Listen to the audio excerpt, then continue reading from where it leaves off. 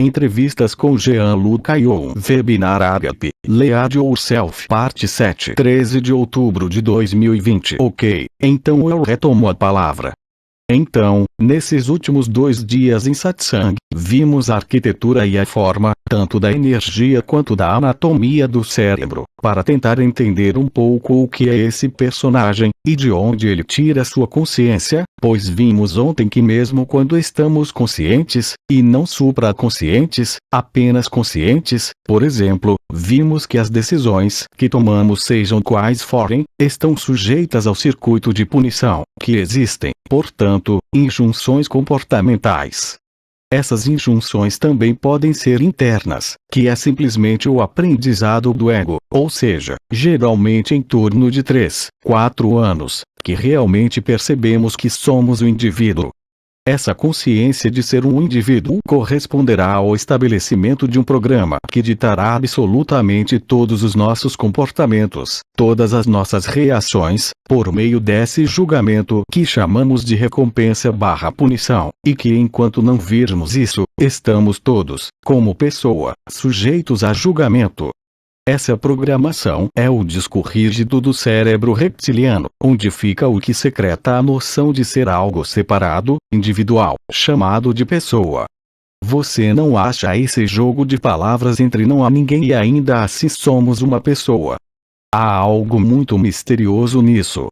Então essa programação, e bem, também falamos ontem, de influências astrais, astrológicas, nosso signo solar, nosso ascendente, se estamos em um zodíaco normal ou em um zodíaco sideral, não muda nada. Nós somos de certo modo um autômato que responde a um programa. Realmente existe uma escravidão cognitiva da qual nunca poderemos superar. Tentei explicar essa arquitetura para você, mas concordamos plenamente que mesmo sendo informados e tendo esse conhecimento, ainda estamos sujeitos ao nosso personagem apesar de tudo. Você se lembra, eu lhe expliquei ontem que a única vez que o circuito de recompensa se tornou mais importante do que o circuito de punição, houve um despertar. Este despertar nos permite ver, além dos sentidos, o que chamo de sonho, o sonho da criação, o mito da criação e a mentira planetária e cósmica. Minha experiência em relação a isso é simplesmente, e se ajusta perfeitamente, à experiência do Dr. Eben Alexander. Convido você a ler seu livro, Prova da Existência do Paraíso. É um título de marketing, obviamente não existe céu. O único paraíso é sem forma e sem consciência. Isso é o que chamamos de paraíso branco, Shanti-Nilaya, a morada da paz suprema, o grande silêncio. Os tibetanos chamam isso de Rigpa. Este é um momento em que, no intervalo entre 2 pensamentos, o grande silêncio se manifesta. Pessoalmente, como disse, por muitos anos, posso desaparecer de mim mesmo e do mundo, e me manter na junção do que se poderia chamar de ser e não ser, no preciso momento da extinção de consciência, onde o ego e o eu superior, ficam paralisados diante da ausência da luz, que não é o escuro, onde não há mais forma, nada para discernir, sentir ou ver. E mantendo-me neste estado que corresponde a mergulhar no coração do coração, vejo claramente que sou este ponto no centro e vejo ao redor os globos aninhados uns nos outros, que são os mundos da criação.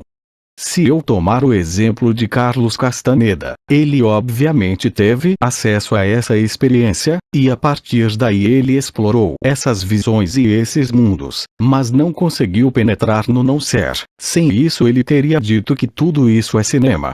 A única pessoa que viveu isso foi Nisargadatta, Bidi. Obviamente, eu disse ontem, vocês têm autores na França, tomo por exemplo Jean Klein, que descreveu perfeitamente o que é um eu superior, e o que é a unidade, mas não experimentou a dissolução completa. Se olharmos bem à frente no tempo, você tem Rumi, Swedenborg, descreveram perfeitamente, por meio de tudo o que eles puderam dizer e vivenciar, mas nenhum desses grandes seres lhe disse que tudo era um sonho. O problema é que, Quando você não está ainda neste processo de extinção da consciência, você é atraído, puxado para fora do ponto zero pela forma, pelas cores, pelos diferentes planos dimensionais, mas lá você não pode testemunhar o não ser. O não ser é o grande silêncio, do ponto de vista do ego é o grande vazio, do ponto de vista do ser e do ponto de vista espiritual, você chama de escuridão. Mas eu lembro a você que em todas as tradições, o que chamamos de sombra, a escuridão, não tem nada a ver com o que é anterior à luz. Muitas pessoas são realmente atraídas, puxadas pelas experiências, mas uma experiência passa, mesmo quando você vive estados vibratórios, mesmo quando seus chakras, suas portas, suas estrelas estão ativas, você realmente vive o vibracional, ou supramental, mas você não tem acesso ao grande silêncio. O grande silêncio está acessível a você assim que você tiver feito o sacrifício de sua pessoa, de sua história, de sua memória. Se eu tomar os dois seres que conhecemos, nós, no Ocidente, em qualquer caso, tradutora, os dois seres que, o que Jean-Luc? Como? Tradutora, os dois seres o que? Sim, temos seres que expressaram, e vou tomar aqueles que estão mais próximos de nós. Raão enquanto ele estava vivo, todas as manhãs faria uma meditação do sol nascente.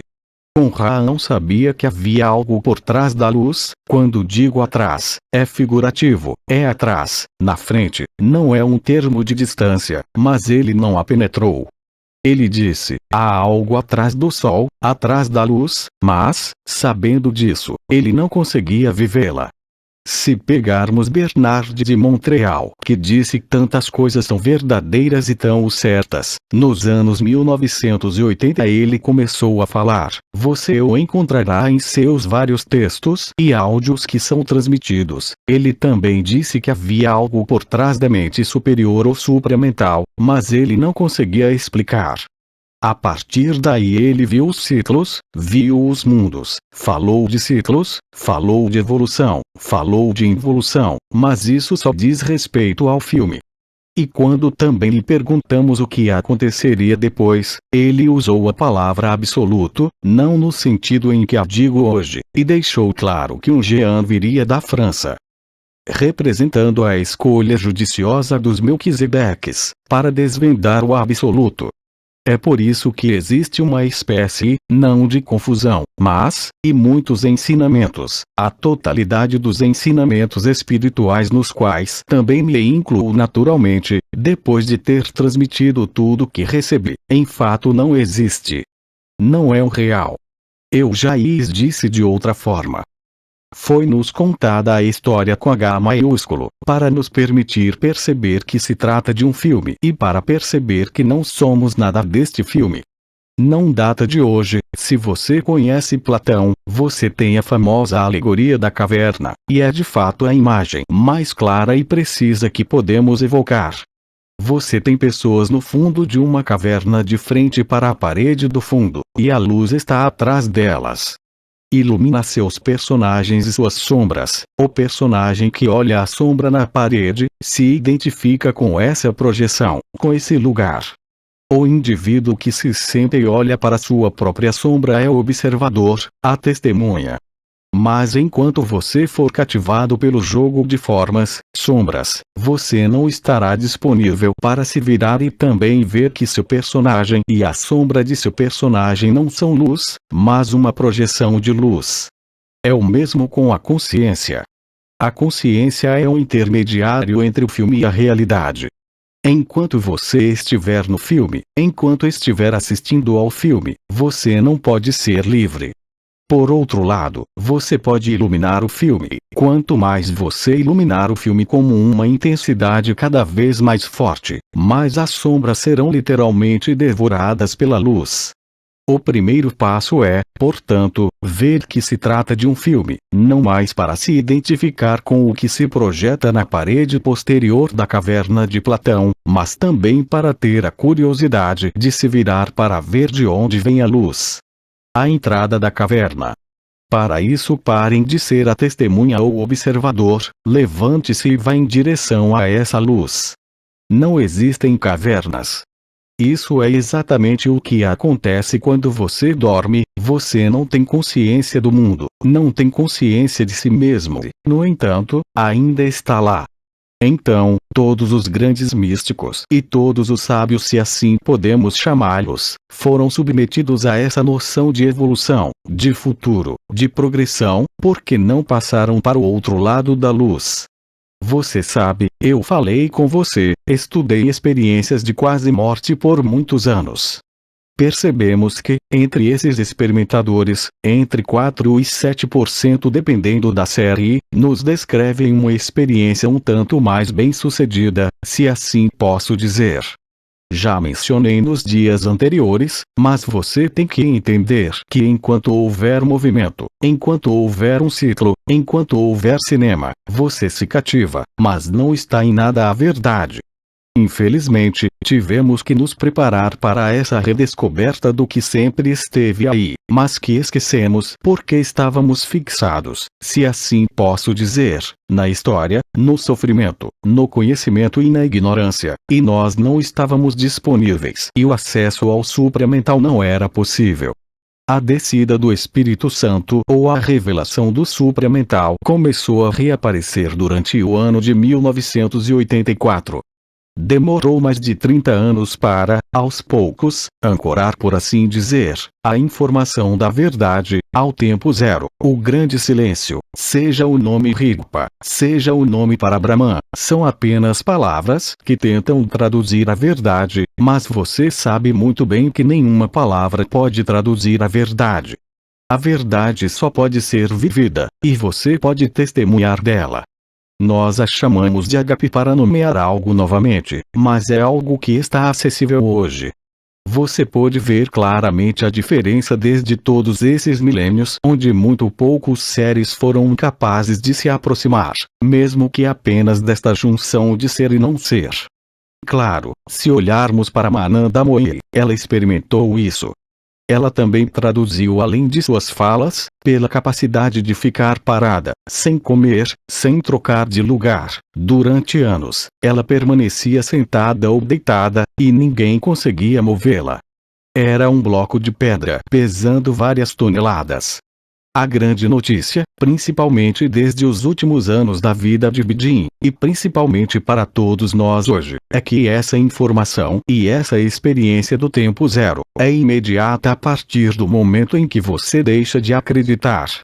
A primeira coisa em que acreditamos, é claro, é o que vemos, o que cheiramos, o que percebemos e, portanto, acreditamos em nosso próprio corpo, nossa história e ciclos. A verdade não tem ciclos, a verdade não tem histórias e a verdade não tem mundo nem forma. Você absolutamente não pode acreditar em mim, mas por outro lado, você pode vivê-lo totalmente.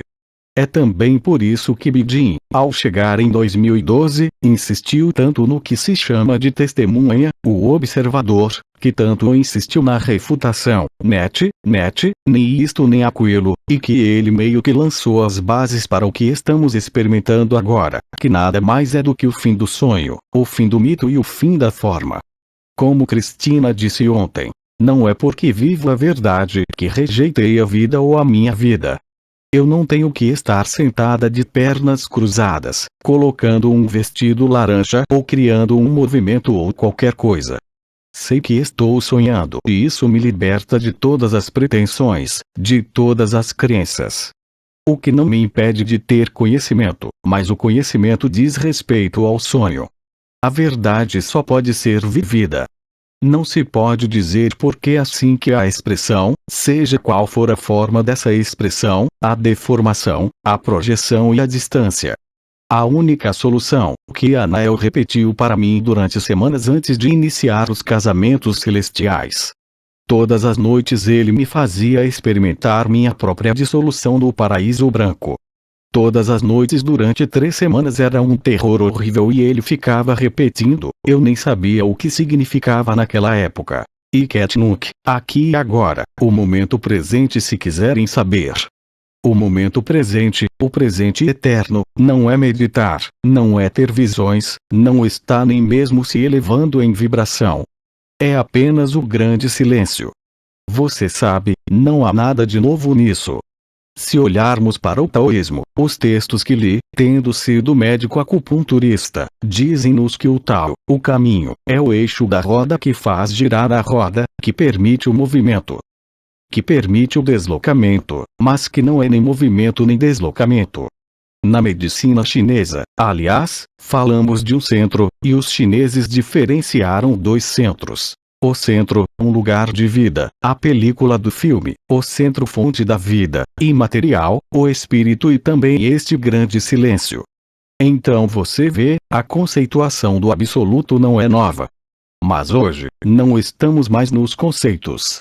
Estamos na realidade desta experiência que é um estado além de qualquer estado, vazio de projeção, vazio de qualquer identificação. Neste momento, você é ágape. E amanhã, na parte que diria viva o estado natural, darei a vocês todos os sinais, todos os sintomas que vocês manifestam durante este estado natural. O alicerce, e já falo disso hoje, o alicerce de tudo isso, atenção, isso não é algo que se busca cultivar, desenvolver, é algo que se impõe espontaneamente. Você é humilde, simples e alegre. Nenhum sofrimento pode chegar até você. Quero dizer sofrimento e não dor. A dor está presente para todos em qualquer nível. Eu posso sentir dor como qualquer pessoa. Eu até tive o Covid, primeiro até, em dezembro. Risos. O absoluto não o protege da doença, mas real e concretamente, você não sofre com isso. Você não sofre mais com isso. E acima de tudo, você não foge de nada. Como foi explicado quando desenvolvemos as 12 estrelas da cabeça, além da personificação por certas entidades espirituais que viveram na Terra. As 12 estrelas principais são principalmente potenciais espirituais que se desenvolvem por conta própria assim que você se sacrifica. Mas esse sacrifício não é um ato de suicídio. O sacrifício é simplesmente parar de acreditar em qualquer coisa. Porque você não pode acreditar e estar no agora. É impossível. Isso também poderia ser explicado em neurociências, biologia molecular, astrofísica, mas não temos tempo e também não tenho conhecimento para falar o suficiente sobre isso. O tempo zero existe em todas as células vivas. Este é o único exemplo que darei. Todos vocês já ouviram falar de DNA, cromossomos, o que é chamado de divisão celular. Uma célula, para se dividir, deve primeiro criar estruturas que estão próximas ao núcleo. Essas duas estruturas que estão em cada lado do núcleo permitirão que os cromossomos se alinhem na linha média entre essas duas estruturas. Portanto, para aqueles que têm vagas memórias de biologia, gostaria de salientar que também tive a oportunidade de falar sobre isso inúmeras vezes. Então, você encontrará tudo isso em todos os satsangs que fiz, mas eu lembro que hoje, vou dar-lhe uma visão panorâmica do real através da ilusão. Então, quando essa célula se divide, os cromossomos se alinham no meio do núcleo e cada um se divide ao meio e reproduz a parte que falta para que a divisão celular termine. Nesse nível, existe um paradoxo na divisão celular e também em toda a biologia celular. Vivemos um espaço/tempo ao nível da nossa consciência. A hora que passa, os dias que nascem e se põem, as estações, os anos. Portanto, temos uma percepção do tempo, medimos o tempo. Acontece que nossas células, todas as nossas células no corpo, não evoluem no mesmo espaço/tempo que nós. Para aqueles que se interessariam por não ter tempo para me desenvolver em tão pouco tempo, convido-os a encontrar na internet os escritos e trabalhos de um livro intitulado Transmutações Alquímicas de Baixa Energia C. Louis Kervran, onde você entenderá que, por meio de certos experimentos, a base de tempo do metabolismo celular, e em particular na mitocôndria, não é absolutamente linear como a conhecemos. Na verdade, nossas células são capazes, por meio das mitocôndrias, de transmutar metais. Além disso, M. Kervran, que é o autor deste livro, nos dá a seguinte experiência. Vou resumir para você em 2 minutos. Você pega uma galinha. Você remove o calcário da dieta. Os ovos terão uma casca mole. Dê a essas galinhas para comerem areia, sílica, não calcário, mas sílica, e milagre, a galinha refaz ovos cozidos, talvez não ovos cozidos, mas a casca é dura. Risos, sendo a sílica um mineral que se cristaliza. Tradutora. Corte. Ah, não, para mim, funciona. Pode-se ouvir a risada da tradutora. Sim. Então estávamos alimentando a galinha com sílica e eu estava dizendo que esperávamos sim, e é o caso, encontrar ovos com casca dura. E assim, quando analisamos a casca, pensamos que seriam ovos com casca de sílica em vez de casca de calcário. Mas a surpresa que tivemos foi que a casca não era de sílica. Era feito de calcário. E depois de muita pesquisa, percebemos que a sílica com que alimentávamos a galinha se transmutava em calcário. Portanto, a diferença entre calcário e sílica, cálcio e sílica, é apenas mais um elétron. Quando acabo de dizer, é algo enorme. Você tem um elétron na casca periférica. Veja o que se chama de classificação de Mendeleev, a classificação dos elementos, e portanto, o frango transformou o silício em calcário. O problema é que nós, se quiséssemos fazer isso, a temperatura teria que aumentar para milhares de graus. E a galinha faz isso nas mitocôndrias, calmamente, sem problemas. A temperatura realmente aumenta, mas dura tão pouco tempo, creio que seja da ordem de 10-25 segundos, e para o corpo da galinha na sua totalidade não há nenhuma elevação de temperatura. Obviamente, sabemos o papel fisiológico das mitocôndrias, mas muito poucos conhecem o papel oculto, se posso dizer esotérico, daquilo que é chamado de mitocôndria. Então, volto ao meu tema porque aí, tudo isso, foi para dar um pouco do enquadramento. Então, se agora nos voltarmos para a memória, sabemos perfeitamente nas neurociências, na medicina, que a memória é multiforme, tem várias formas de expressão. Não se trata de fazer um curso de fisiologia da memória. Mas todos nós sabemos disso em nossa vida, independente da nossa idade, mesmo sem ter Alzheimer ou alguma outra doença. Existe memória imediata e memória mais antiga. Já não me lembro o que fiz com as minhas chaves, é memória imediata. E há uma memória muito mais antiga que se relaciona com a nossa história nesta encarnação, como em qualquer encarnação, que se relaciona com a identificação. Para além do corpo em que nos encontramos, através do aparecimento da individualidade aos 3 ou 4 anos, onde nos damos conta de que somos uma identidade, o primeiro nome pelo qual os nossos pais nos chamam, existindo portanto uma falsa identificação com essa memória. Obviamente, estou ciente de que meu nome é Jean-Luc Caillon, de que nasci em tal e tal data, mas isso é apenas a ponta do iceberg, do que sou e do que todos nós somos. A memória, tão útil no filme, é um fardo terrível quando se trata da verdade. Nenhuma memória, nenhum passado é verdadeiro e, no entanto, estamos sujeitos a isso. Podemos ver que somos crianças, que estamos crescendo e que estamos envelhecendo. Mas é um problema de identificação, que não deve ser confundido com uma síndrome psiquiátrica que se poderia chamar de desidentificação ou desrealização. É para lá que eu ia com essa história de memória, é que quando você é HP no estado natural, claro, você ainda sabe qual é o seu nome, mas eu garanto que não é mais de forma alguma afetados por essas memórias, sejam elas quais forem. O programa biológico continuará até a extinção desta forma, e quando Biddy ou eu ou outros irmãos e irmãs, lhes dizem a mesma coisa, mas acima de tudo isso induz transformações à medida que você é obrigado a constatá-las. Eu realmente não gosto de falar sobre mim, sobre minhas experiências sim, mas vou dar apenas uma. Sou portador de uma doença hereditária familiar, sobre a qual fiz minha tese médica. E eu não tenho mais essa doença. Ela nunca mais me afetou.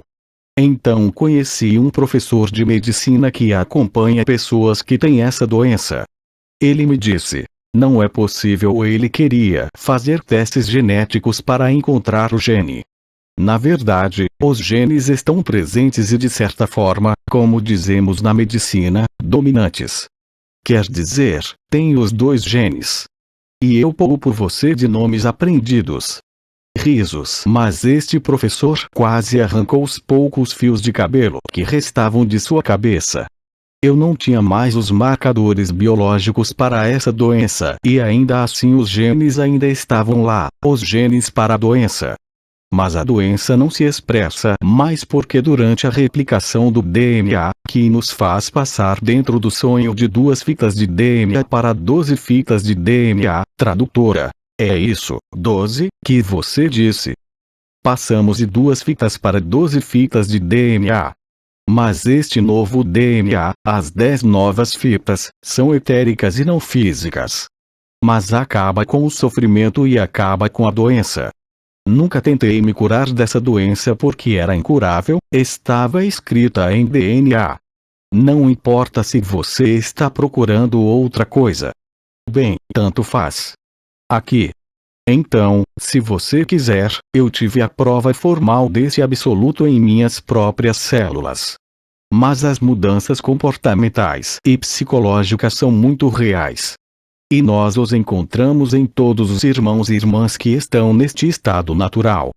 E somos muitos hoje para sermos a prova viva de que todos esses fenômenos da memória, úteis no filme, têm um peso enorme em relação ao real. Essa é a mentira.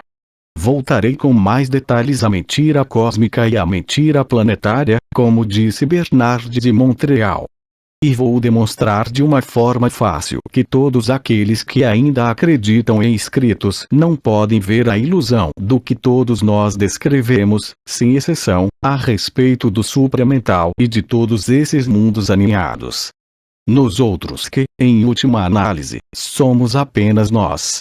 A memória é uma mentira. O futuro também é uma mentira. Por quê?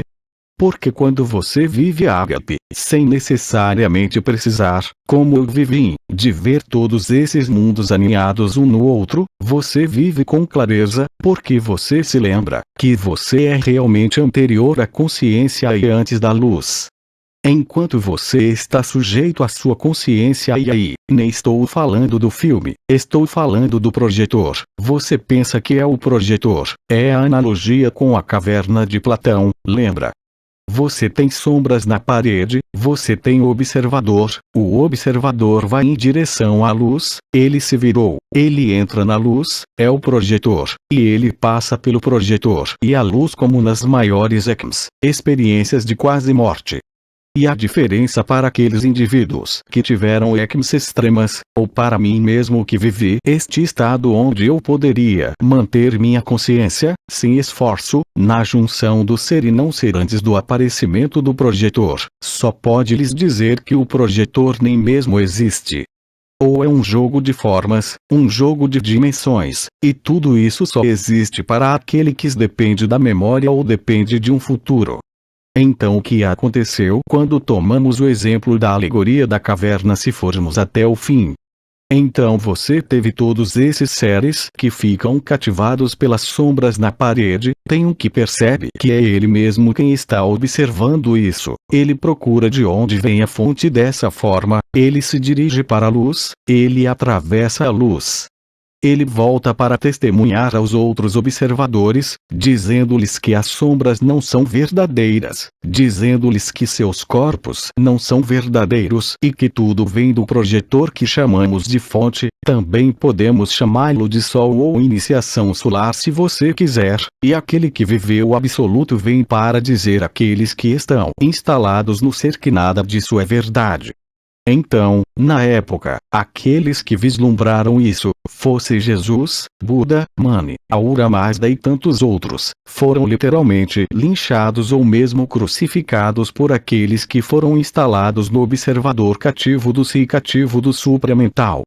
Foi exatamente o que aconteceu, por exemplo, com Sri Aurobindo que, após ter vivido o supramental, se apressou em manifestar suas visões. O mesmo vale para o Bernard de Montreal, que falou de involução, de evolução. Falarei sobre isso esta tarde, mas que não viu o que estava por trás dos holofotes. Ele teve um vislumbre como tantos outros, mas não o experimentou. E foi perfeito assim, não foi um engano, porque no decorrer da história, teve que haver um certo número de seres vivos no filme que receberam a informação do tempo zero, e isso não acontece da noite para o dia. Eu fui um dos primeiros, se assim posso dizer, junto com muitos outros também, mas havia poucos naquela época a se beneficiar das primeiras descidas do Espírito Santo em 1984, e a progressão da luz se seguiu. Uma série de processos que foram totalmente descritos por Autry de Messirons. Então tivemos que construir uma história, não fui eu quem a construi, é parte do cenário comum que todos nós escrevemos para trazer para o final do filme, e para ver que não há mais realidade no filme do que no projetor. Naquele momento, você vê a consciência pelo que ela realmente é, uma forma de sonhar, uma forma de se acreditar não evoluída, uma forma de acreditar que evoluiu, mas não é de forma alguma a verdade. Poderíamos ser muito brutais ao dizer que nem tudo que passa é real, o único real é o silêncio. O momento em que não há mais projeção, nem mesmo interiorização ou meditação, e nesse momento você se torna, como eu disse, humano, um humano em sua simplicidade. Você faz com o que tem como corpo, como conhecimento, como sua idade, como amigo, como família. Você aceita tudo isso, você não se opõe mais porque não está mais sujeito a nenhum julgamento de si mesmo ou de qualquer outro. O circuito de recompensa tomou todo o lugar. Você está nesta paz e nesta alegria nua, eu específico inabalável, o que não me impede de ser afetado como todo mundo por influências astrológicas. Eu sou um carneiro, você nunca vai me tornar um capricórnio ou um touro. Esse é o meu papel no filme, mas nunca poderei ser enganado pela minha forma, minha vida ou o próprio filme novamente. Aí está a verdadeira liberdade, e ao vivê-la você só pode notar que não há mais o menor espaço para a dúvida, mas eu lhe asseguro, duvido de muitas coisas no filme como todo mundo. Será que meu microfone vai funcionar? Eu também tenho que planejar, mas tem a ver com o filme. Eu não sou isso, mas jogo o jogo com toda a sinceridade. Portanto, é claro que outras mudanças ocorrem. Eu sei que entre todos os irmãos e irmãs que passam por isso, temos, por assim dizer, os mesmos sintomas, independentemente da nossa idade, sexo ou experiências anteriores. Isso é importante porque essa mudança em sua vida, em seu temperamento, sua personalidade nunca é um esforço, nunca é um desenvolvimento pessoal, é antes da ordem do relaxamento, da aquiescência, aceitar tanto o filme quanto o real. Isso não constitui qualquer problema. O que representa um problema para todos, como qualquer ser humano, são obviamente as obrigações de algumas naturezas neste mundo, mas temos uma enorme vantagem porque a sociedade está se tornando um caos total e absoluto, as sombras se movem na parede posterior da caverna. Ah! Você me escuta? Tradutora. Tudo bem, sim. Ah! Ele voltou, ok. Tradutora. Sim. O observador fica inquieto porque percebe que as sombras no fundo da parede se tornam totalmente ilógicas e incoerentes. Pois é, basta olhar as redes sociais, a TV ou os meios de comunicação para dizer sem qualquer dificuldade que as coisas já não estão bem. E quando as coisas realmente não vão bem, o movimento para sozinho.